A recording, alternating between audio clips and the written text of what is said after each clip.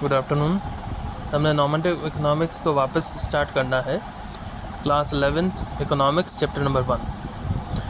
Normative economics जो है वो लोगों की डिज़ायरेबिलिटी के ऊपर डिपेंड करता है। आप इसको पढ़ सकते हैं। Normative economics aims to determine people's desirability or the lack thereof to various economic programs, situations and conditions by asking what should happen or what ought to be। यानी कि लोगों की डिज़ायर को पूरा करने के लिए क्या किया जा सकता है, कौन से ऐसे सिचुएशंस आएंगे जो हमें देखने पड़ेंगे जिसके कारण हम उनको सॉर्ट आउट करें और आगे हम फ्यूचर में क्या देख सकते हैं। जहाँ इसका मतलब है ये कि ये ओपिनियन के ऊपर पूरा बेस्ड होगा। यानी कि पीपल्स डिज़ायरेबिलिटी का मतलब है लोगों की इच्छा।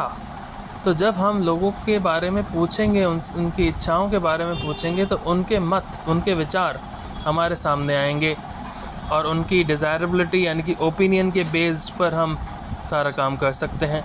इसका ज़्यादा कोई आप टेंशन लेके ना पड़े, शांति से देखें कि ये है क्या। Normative statements typically present an opinion based analysis in terms of what is thought to be desirable. Normative statements जो हैं वो ओपिनियंस के ऊपर बेस्ड होते हैं और ये तय करते हैं कि आगे आने वाले समय में हम डिज़ायर को पूरा करने के लिए क्या कर सकते हैं।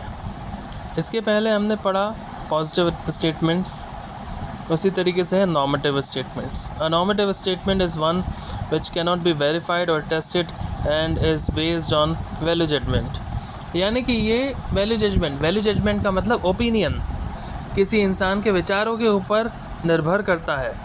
इसमें कुछ भी चीज़ वेरीफाई नहीं की जा सकती क्योंकि हर एक इंसान के अपने खुद के ओपिनियंस होते हैं।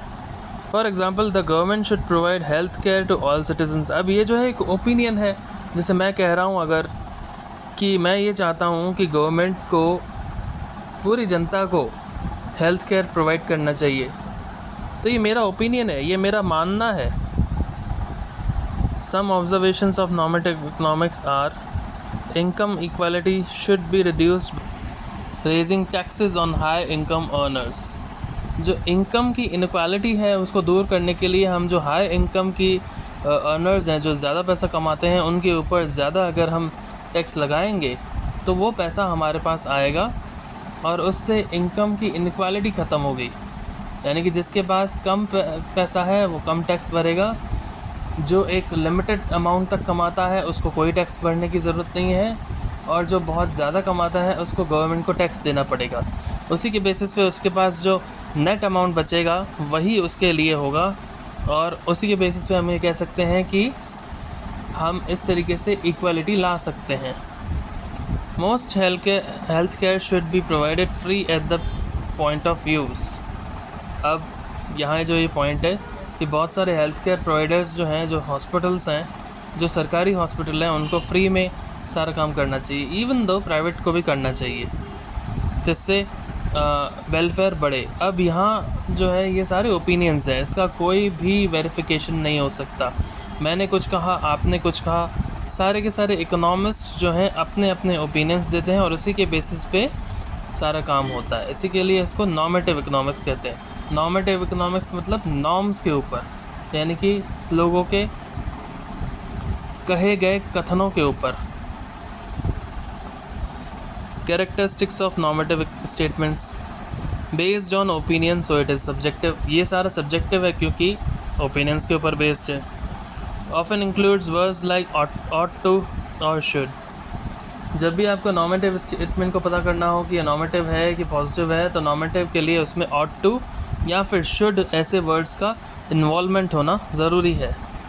इन्वॉल्व्स जजिंग वैल्यूज़ और norms about what is good और व्हाट इज़ बैड। मैंने अभी कहा था कि नॉर्म्स या फिर जजिंग वैल्यूज़ के ऊपर डिपेंड करता है कि क्या अच्छा है क्या बुरा है। नॉर्म्स यानी कि आपके क्या ओपिनियंस हैं, सबके क्या ओपिनियंस हैं, क्या अच्छा है क्या बुरा है, ये तो सबके ओपिनियन होते हैं। और रूल्स जो होते हैं, सेट ऑफ रूल्स बन गया एक बार, चाहे वो अच्छा हो या बुरा हो, आपको फॉलो करना पड़ता है। नॉर्म्स में क्या होता है, आपको अपने ओपिनियंस देने होते हैं, उसके ऊपर डिपेंड करता है। It cannot be right or wrong because it is relative depending on the beliefs or views of each individual.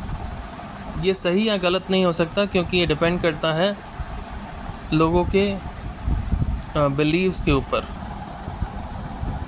अब हम आते हैं difference between positive and normative economics. अभी डिफरेंसेस जो हैं हम नेक्स्ट क्लास में पढ़ेंगे. तब तक आपको अगर ये वीडियो दिख रहा हो और अच्छे से सब दिख रहा हो तो आप अपनी नोटबुक्स में नोट कर सकते हैं. Thank you very much. Goodbye. Have a nice day.